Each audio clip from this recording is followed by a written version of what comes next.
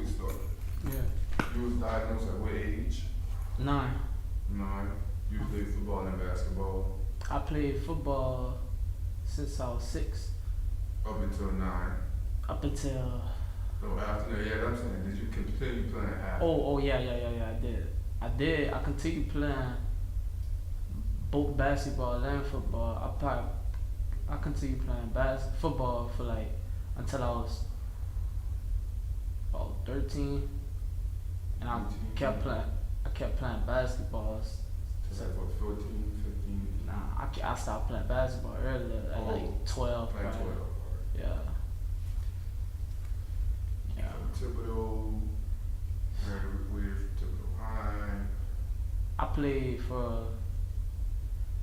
I'm just trying to get all that information. It was really bitty basketball. What Chris I'm gonna had. let you tell that story. I'm gonna introduce you. It's retinitis pigmentosa, right? Right. Which is Like a nickname you looking for? no. Oh, It's a deteriorating of the retina. Retina. Right. Right. And Is it like is it hereditary? Yeah, It's inherited hereditary. from my inherited genetic disorder, like I disorder Inherited genetic disorder. from my pops side. Gotcha. Alright. Let me get started here. Let me keep your phone on silent. I did all. Probably all. Alright. I have to do a few takes, but welcome to another episode of Beyond the Game. You know, in Beyond the Game, we provide a platform for athletes to come on and tell their stories while also giving motivation. We go, see, I do it again. All right. Welcome to another episode of Beyond the Game. Here on Beyond the Game, we provide a platform for athletes to come on and tell their story while also giving motivation. Here on Beyond the Game, we make sure to cover from childhood up until, well, that certain athlete is now. No, don't like that. Welcome to another episode of Beyond the Game. Here on Beyond the Game, we provide a platform for athletes to come on and tell their stories. Today, we're doing a little bit different of a format. We have Mr. Demire Scepter here, a Thibodeau native who once was a very, very good football and basketball player. Demire was diagnosed with retinitis pigmentosa at the age of 9, which is I don't want to say you inherited from your dad. Alright. See. I'm gonna say hereditary. Yeah, you had it really. You say something like which is an inherited genetic. Which he inherited. Which, wow. Let me see. Let's because I mean because you inherit. I mean, is it? Let me see. I inherited it from him. I'm trying to think of how. I still want a better introduction. What you call the man said that home of the day, man. I was on the news for this. A rare inherited degenerative eye disease that causes severe vision impairment. Yeah. I can read from my phone if I have to.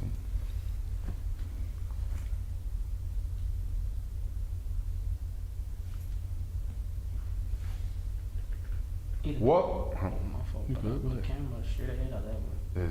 It's Like over it's to you, fine. but you're gonna be looking at me. Right. It's good. Alright. Right. Okay.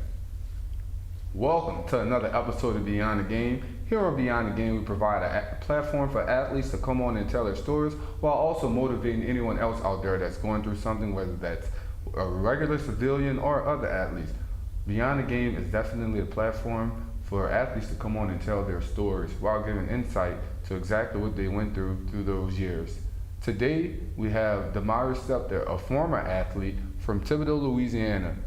Demire definitely has a story to tell. He was diagnosed at the age of 9 with a rare degenerative eye disease called retinitis pigmentosa, which he inherited from his father. Before being diagnosed, Demire definitely had athletic ability that, that really, it sent waves around Thibodaux. Even after he was diagnosed, a lot of people talked about how good he was, even up until this point, right, Demire? Right. They say this guy definitely had promise, and he has a story to tell. Through it all, he remained humble. He's 19 years old now, so that's about 10 years ago. Yes, sir. You were diagnosed, Mhm. and he has definitely overcame so much and faced adversity head on. And this is the perfect platform, for you to tell your story, Yes, sir. Yes, and for sir. me to be there for you, in support. Over the last few months, me and Demira definitely have became very close friends. Seems as if I knew him my whole life. We talk about a lot of things, and he really is a stand-up guy, considering the fact of everything that he went through from the age of 9, being 19 years old, graduating high school, flourishing in college, making president's list, Yes, sir. majoring in finance. That's big. Most I always definitely. tell him, man, you have to always hang your hat on the things you have accomplished so far, and you're just getting started, post high school, and you're making president's list, even with, your eye condition, the Yeah, challenges yeah. you have, you're overcoming boundaries, and that's huge. Yeah. I mean, people with 20/20 vision, people with outstanding health, and so many other things, they're still not on your level. Most definitely.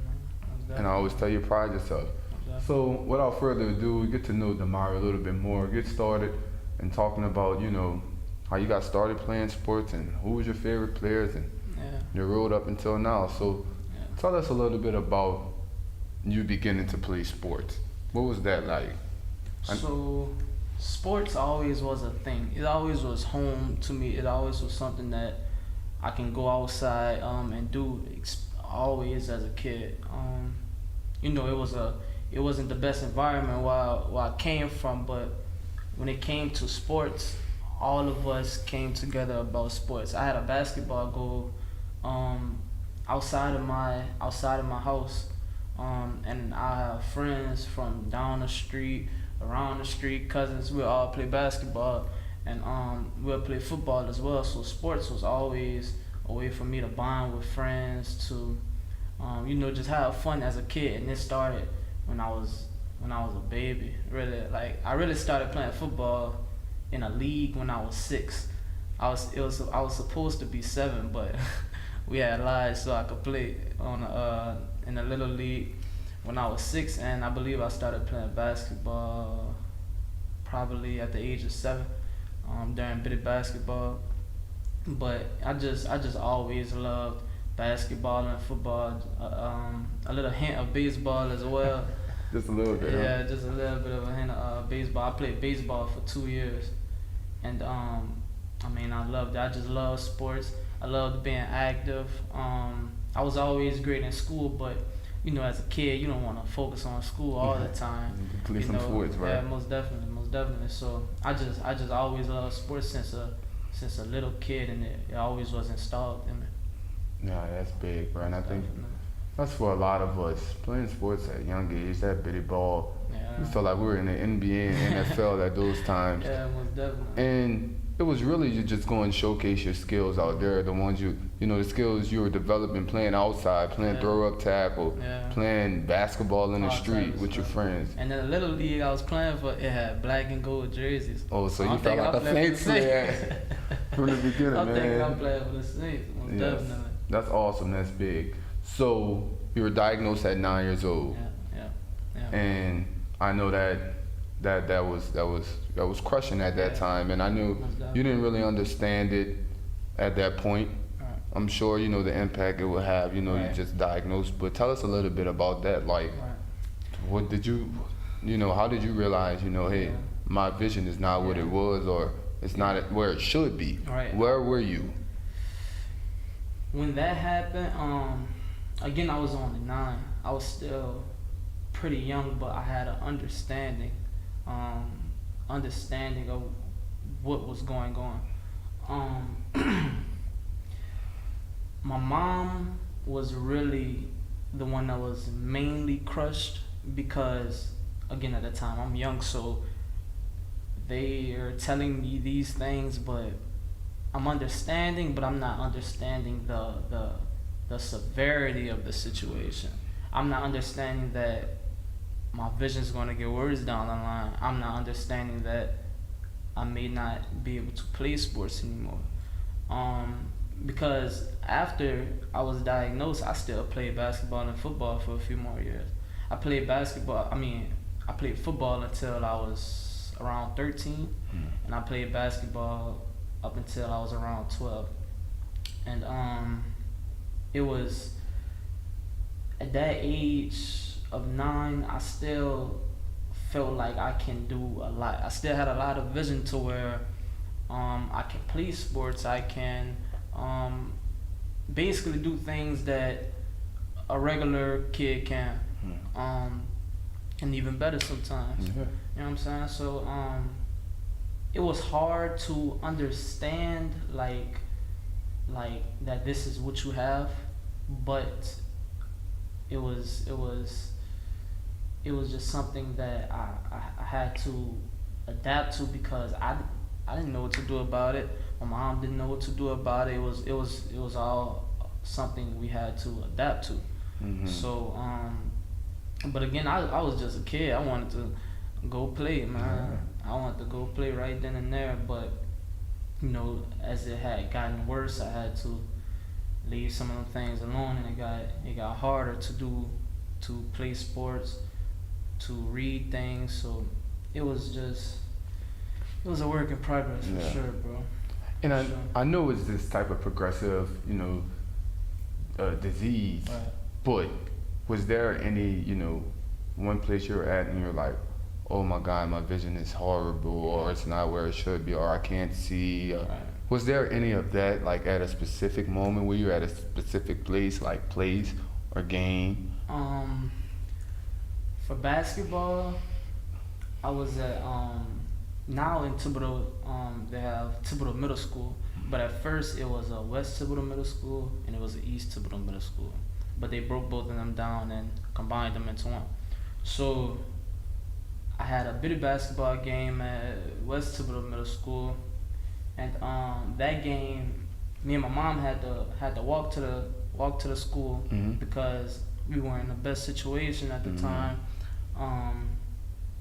and it wasn't the best situation, so we had to walk up the street to go to the game. And I remember playing the first 2 quarters of the game because I was around the age of 12, so we're kind of still kids, so other people have to get a chance to play on the team. So you play 2 quarters, then you sit down. So I played the first 2 quarters. I usually play the second and fourth quarter, so it was kind of weird while I was playing those first 2 quarters. Yeah. But I remember during that game, like, I was always taller than like other kids, or bigger than other kids a lot of the time. So sometimes I run the point guard because I had the handles, I could move, even though I'm bigger, but I could, I could still move, you know what I'm saying? So, but this time I was in the paint.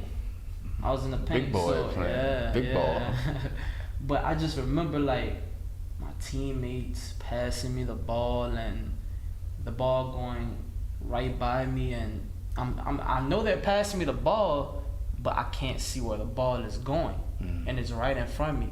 And people in the stands is like, "What is he doing?" But at the time, I just couldn't see. And in the game, I'm not realizing like it's because of my vision. Like, I'm knowing I can't see the ball, but I'm not realizing like my vision's getting worse.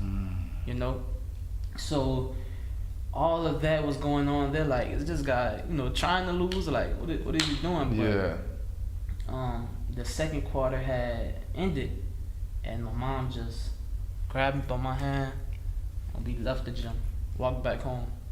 I cried walking back home because like I didn't realize like my vision was getting worse. And after that, I don't even know what happened that game. I don't know if we won. I don't know if we lost. I didn't finish the season, and I never been on a basketball court since. With basketball and with football, I was always on the line. I wasn't. When I say big, I wasn't like a fat guy. You were just big. a bigger dude compared to your peers. Yeah, I was taller, so I was on the line a lot. And on the line, even when my vision was getting a little worse, my opponent's in front of me. Right in front of you too. So Yeah. all I gotta do is Make contact. handle my business, make contact, grab you. I'm right here with you. You know what I'm saying? Especially at that level. Yeah, most definitely. So football season, my last football season, I probably was like 13, and it just wasn't the league that I was playing in at the time. It was kind of unorganized. Mm-hmm. So sometimes other teams they didn't have as many players. You know, Mm-hmm. it was a lot. You know, with that league, and I was excelling in the league. Like I was getting player of the week. I was doing my thing, but after that season had ended, it was just like football just left, because I was around seventh grade maybe, and 8th grade I didn't play because I got the school that I was at didn't have a football team. I never played for like a school's football team, and I had got too much older for the other league, so I was really waiting for the next step was high school. But when high school came, my vision already had gotten a lot worse. Yeah, so let's backtrack just a little bit. Okay, we talked about you getting started playing sports, and you realized your vision was starting to change. So at one point did you your mom, okay, let's go to the doctor, let's get diagnosed, and you got that diagnosis. How was that process, actually knowing exactly what you had? Because just alluded to, you wasn't sure what you had, and I'm sure right at that time your mom was unaware. So what was that process like, going to get diagnosed, and where did you go, when? Right, so how it actually played out, me and my mom was in, I believe we were in Alabama, I believe. Alabama or Florida. And we were at the beach, and I had told her, like, it was darker outside. I'm probably around 7, 8 years old. It was darker outside, and I was like, Mom, can you hold my hand?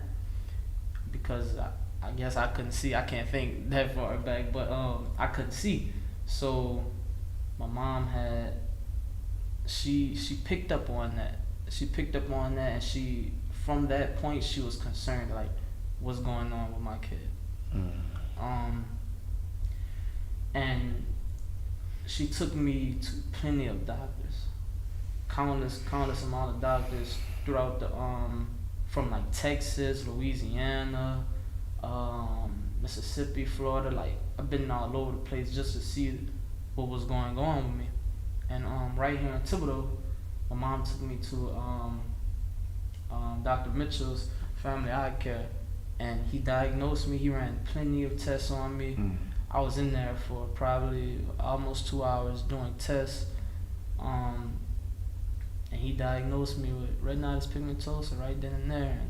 In your hometown, after you traveled all around, he actually did his due diligence and diagnosed you. Because other doctors, I went to one doctor in Thibodeau, and I believe they were like, they told my mom, maybe he's just clumsy. I'm not clumsy, man. I'm bumping into things. Mind you, I'm an athlete.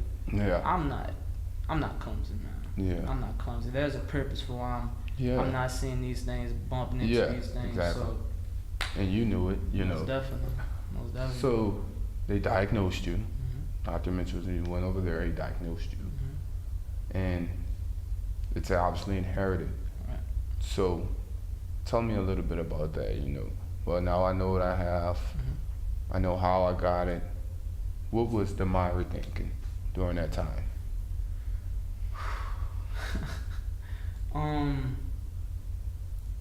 Piece of me wanted like answers of, I was lost. Like, I was a kid, but I was lost, but I was trying to hide it at the same time. Like, I was trying to hide it at the same time with the sports, playing video games. I wasn't trying to dwell on the vision thing that much, and dwell on why I have the vision thing, because it's inherited from my father. And for context, before you keep going, Right. can you give context on exactly Right. Right. it is? Um, retinitis pigmentosa is a genetic eye disorder.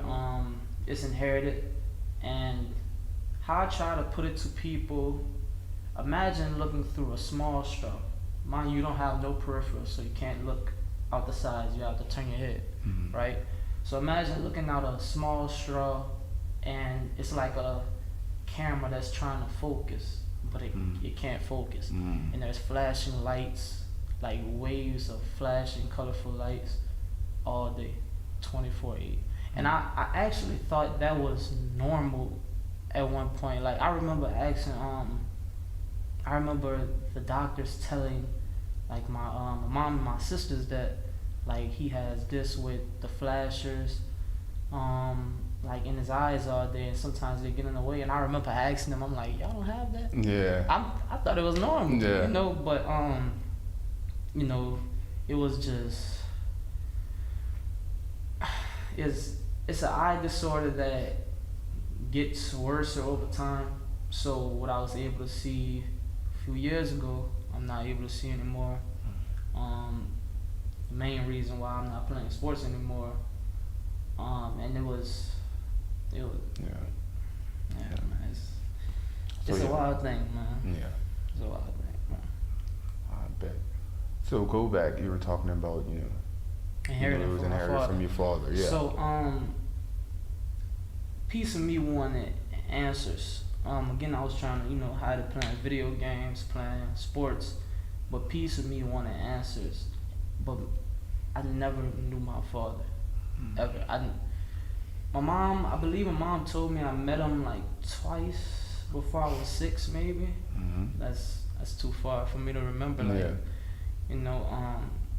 I never met my father, so it was no real asking him, how to go about it. And when I was 11, I found out. My mom told me that he actually died when I was 9. He died when I was 9. I believe a few months after I had got diagnosed. And so when she told me that he died when I was 11, it was like, well, who am I supposed to go to about it? How am I supposed to ask him how to, cope with it? I wanted to ask him things like, how did he know? Do he know he even have it? Because he died driving. So I'm trying to get answers on, well, how severe is your vision if you're driving? It's just multiple things that I want to ask, but I may never get the answers to. But just knowing that I get it from him, even though we didn't have no relationship. When she told me that he passed, it dawned on me, because it's still my father. Your father, You know what I'm saying? It's still my father, and I have, I inherited this from him. So I feel like piece of him is still with me, but it's kind of bittersweet, because at the same time I didn't know you. Same time it's just a sticky situation, but I know it'll all get better. It still dwells on me. It still dwells on me, but it's just how it is. Yeah. So with that being said, I think that's perfect to transition into our next segment. Post-diagnosis, and the life you lived, and up until this point, Right. you did a lot. You accomplished a lot. Yeah. You motivated a lot of people. You jumped over hurdles. You faced adversity head on. Even when doubted, you always overcame. Most definitely. You were one of the, highly rated. You were very smart. Yeah. Let's just say that. Appreciate it. In high school, I appreciate that. and you got a lot of recognition for it. You definitely have a lot of supporters because your belief in yourself, and like I just said, you overcame adversity, which is huge with your condition and everything you're doing. So tell me a little bit about that. What keeps Damari going? What keeps me going is my mindset and how driven I am and where I come from, because I get everything I know from this to that to this, everything I know I get it from my mom. Like my mom used to tell me when I was younger, she's my mom and my dad. You know what I'm saying? I feel that. So just moms being there for me and my two older siblings by herself, it shows me something like that. You can if she can, anything is possible. Right. Cause I have kind of the similar situation. Right. My dad wasn't in my life like that. It was me and 4 older sisters. So having those older sisters, that's like more moms. Right. You feeling like you the king of the house. I'm the king of the house, but then I'm the baby. Some days they all try to tell you what to do, but it's all out of love. But like you mentioned, those sacrifices. Seeing mom, like they used to say, bend over backwards and then bend over again just to make sure you're all right. Most definitely. It means a lot, and it definitely can shape you into a man. So I definitely feel what you're saying about that. And I mean, aside from the vision, that's a whole different adversity. Not having a father in-house, your father in-house. Same thing I can say, but I see you kind of agreeing with me that, as much as you thought about how would life be if you had your father.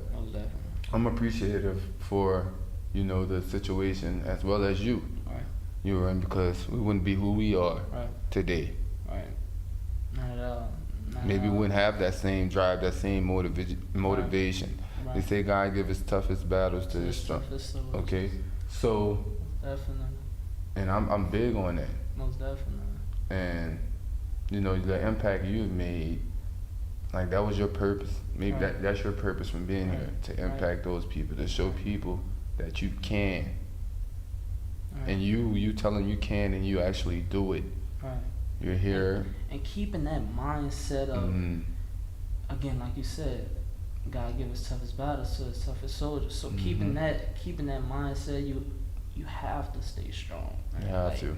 You have to stay strong. Whatever you do, you have to stay strong. You have to stay level-headed. And trust me, man. I know bro. We're locked in, bro. I know it gets hard at times. Yeah. It gets real hard at times, does. bro. But understanding that all this work you're putting in and the heart that you have, you're going to get something one day. Yeah. You're going to get blessed one day. There's a light at the end of the tunnel. Yeah. And again, I get down at times all the time, bro. Trust me, all the time. But I'm learning as I'm going, like, that it's going to get better, bro. Yeah. And you serve a bigger purpose here. Most definitely. And I tell her not to get religious, but my strong belief is that, God wants you to spread his word, be true to yourself, and, help others, treat others the way you can, impact others in a positive light. And that's definitely what you're doing. So even, let's talk about it. Other individuals that is diagnosed with the same thing, I know you have the foundation. Oh yeah, the Damari Foundation. And that has, not only fundraised money and help, but also gave others with that, with the condition belief. And not just people with a condition. Other people, motivation. Seeing you striving and you overcoming so much. Because you definitely inspired me and motivate me. How do you feel about that, the impact you have made on so many people? You have so many supporters, and you also rap. So tell us a little bit about all of that.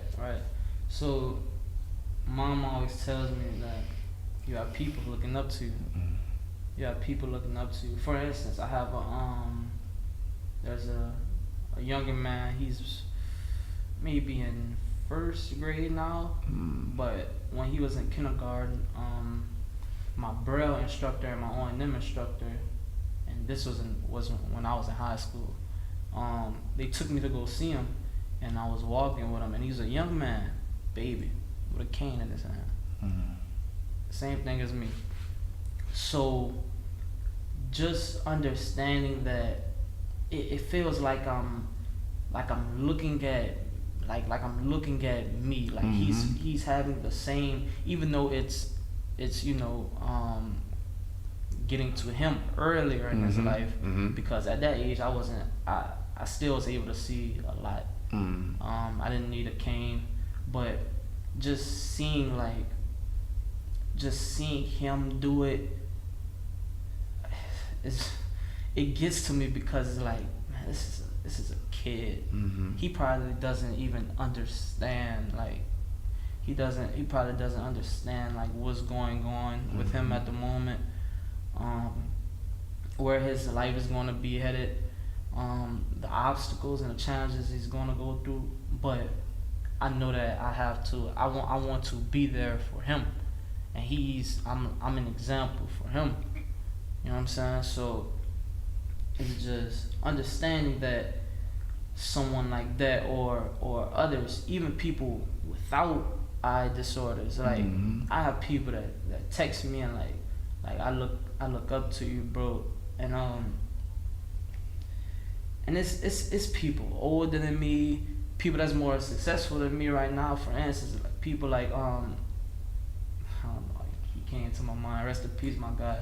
Currently, we got messages, and I went look at our messages, and he recited one of my lyrics from me rapping. Yeah. And he was telling me how he looks up to me, and I'm like, man, he's looking up to me, bro.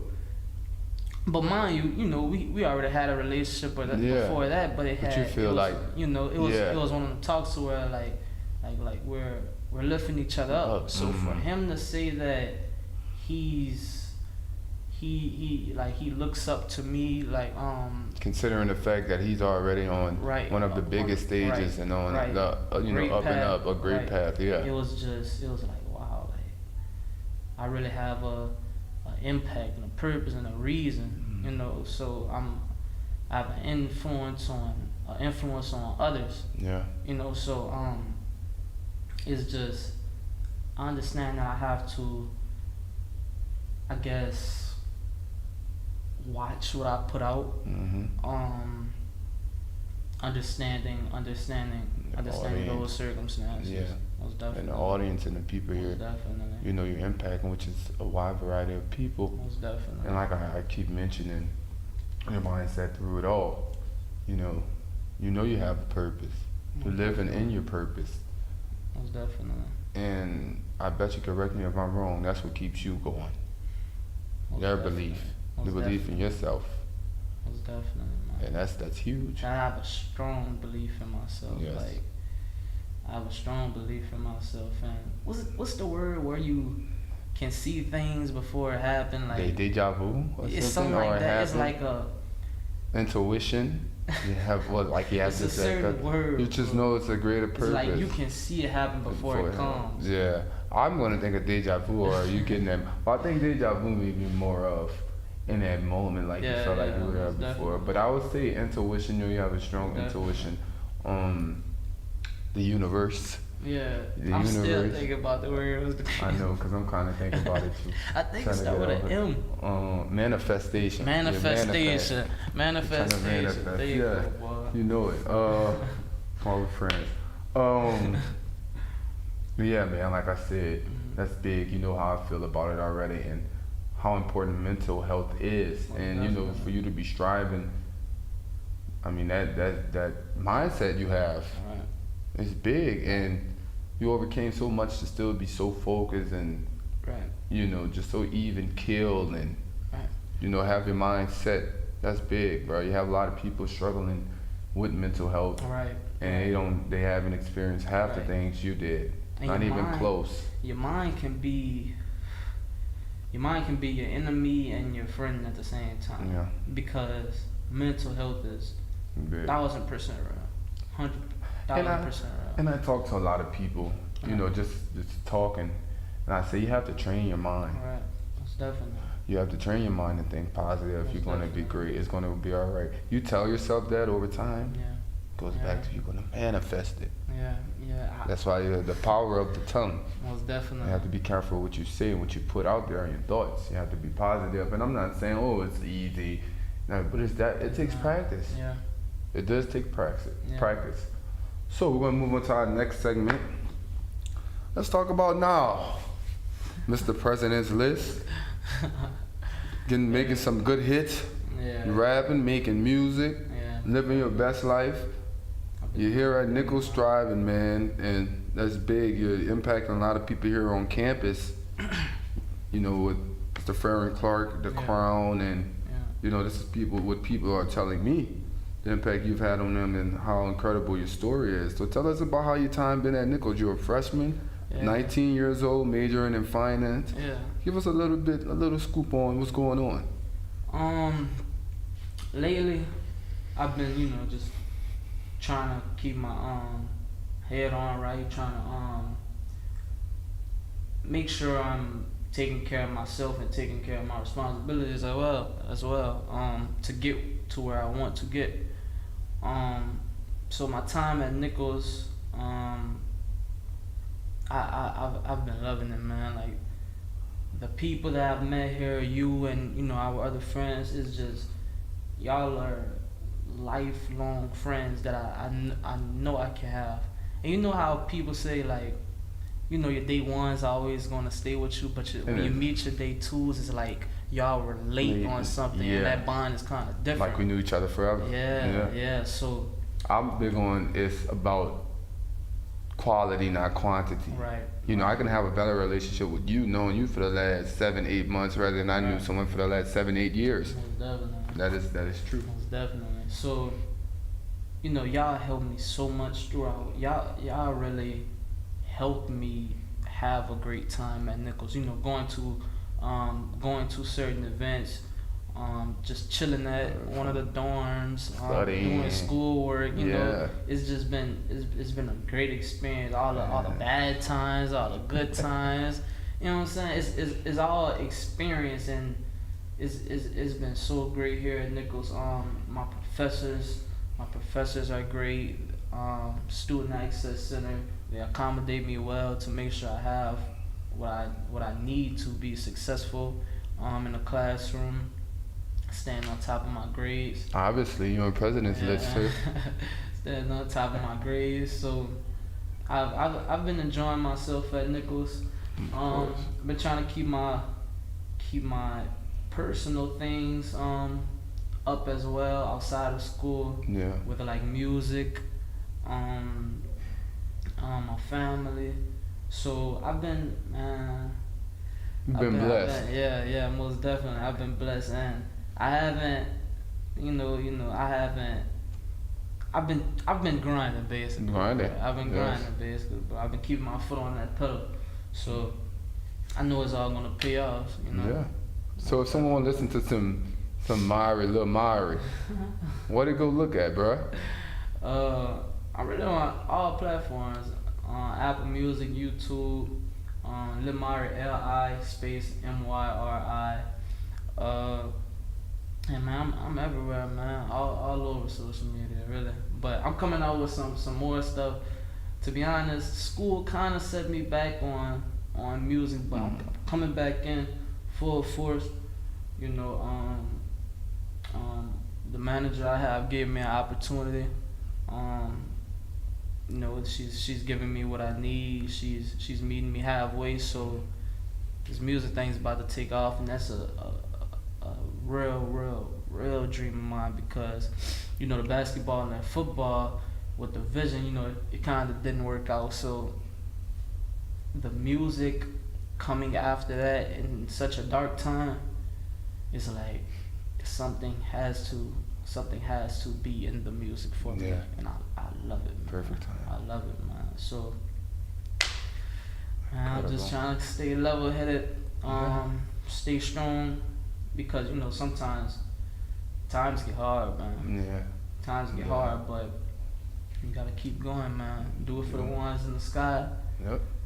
Do it for the ones that's not here no more. Do it for the ones that's here as well. Yeah. So So y'all get it done. before we get out of here, what advice would you give to anyone out there going through anything, athletes or not, you know, anyone facing adversity? What advice would you give, considering you've been through so much and you overcame so much? Most What, definitely. what advice, what motivation would you give? Believe in yourself, man. Believe in yourself. Believe that you're going to get better. Believe that you're going to get somewhere in life. Believe that you're going to get out the situation that you're in right now, and always check on your people. Check on your people. Even if y'all don't have anything to talk about, call your people. Make sure your people's good, because you're going through something. You're going through something, and you know sometimes you feel alone, but it's always someone else that's going through a situation that's Could be worse, could be better, right. and they can give you insight Right. on how to make your situation better, or you never know. Right. And that goes back to that. I'm big on you never know when someone's going through Right. either. Right. So talk to someone. Most And definitely. on the opposite side of that, watch what you tell people. You Right. never know what someone's going through, Right. you know. So you just have to be 100%. mindful. 100%. I appreciate that. Believing in yourself, keeping faith in yourself, and having faith in others, believing in others. Always have each other's back. You know, stay together throughout hard times and good times. And believing in God, trusting in God,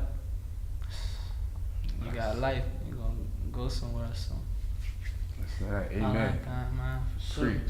Sure. All right, before we get out of here, one last question for you. Who's better, Michael Jordan or LeBron James? Man, that's not no question, man. Who you going with? LeBron, of course. Come on, LeBron, of course. Why you going with LeBron? Look, Michael Jordan haven't done the things that LeBron James have done. You know what I'm saying? Coming in with all that pressure and living up to all that pressure, excelling past all that, all those expectations. You know, of course, Michael, he did his thing. He did his thing, but he really didn't have the competition that LeBron is facing. I agree with that. Let's be I agree real, with that. I man. agree with LeBron that. had to face the Stephen Curry that's pulling up from half court, 7 foot Kevin Durant that could dribble and shoot. Yeah. Victor Wembanyama is all type. Yes, of people, and he's man. just a Come on, freak of man. nature, and Come on, man. they only getting bigger and better. Most definitely, and he's still going at 40 years old, man. That's incredible. 40 years old, man. Things So we can only dream of. LeBron's the greatest of all time. Yes. Stop the debates. Y'all calm it down and give y'all opinion on if y'all think who's better. I mean, who's better out of Michael Jordan and LeBron James? We'll see if you're right. See if the audience agrees with you. But that'll wrap up this episode of Beyond the Game. Such an incredible person, an even more incredible story. Demar Stepter from Thibodaux, Louisiana. You type his name on Google, you definitely will find out a lot. And if you don't do that, just like, share, and subscribe to my channel, and make sure to go watch this video, and you can get the whole 9 yards of everything.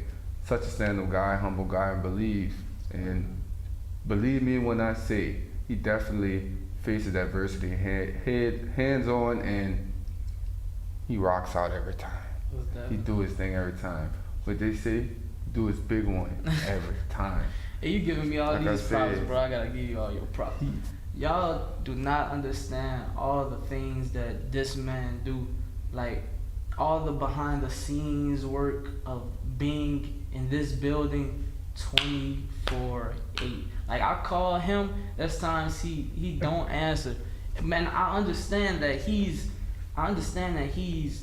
working though here. He's not ignoring me. He's not, he's not doing none of that. He's working. He's trying to make a better way for himself. He's chasing his dream, and he's a down to earth, stand up guy all the time. He's a real one. So I had to give you your props. Appreciate it, dog. Definitely. We in this together, man. But Yeah. definitely, I could tell you that we both two guys that went through a lot. Damari way more than me, way more than a lot of us. and he overcame, and we still standing here tall. Like I tell you, I didn't have my father either, and you know, times were definitely hard, and I always think about it too. But I always, you know, look back on the fact and think about the fact that I wouldn't be who I am had my situation been different. So I'm grateful for the good, the bad, and the ugly, and we just go keep on grinding and living our purpose. But like I said, that's it for this episode of Beyond the Game. Remember to like, share, and subscribe. We'll see you next time. Okay. That was good, bro. Ooh, that's how we do that, boy. I like that. That's how we do that, boy. Come on, brother. That's what I was saying. I was gonna go to that car thing, but I just did that. I'm gonna hit.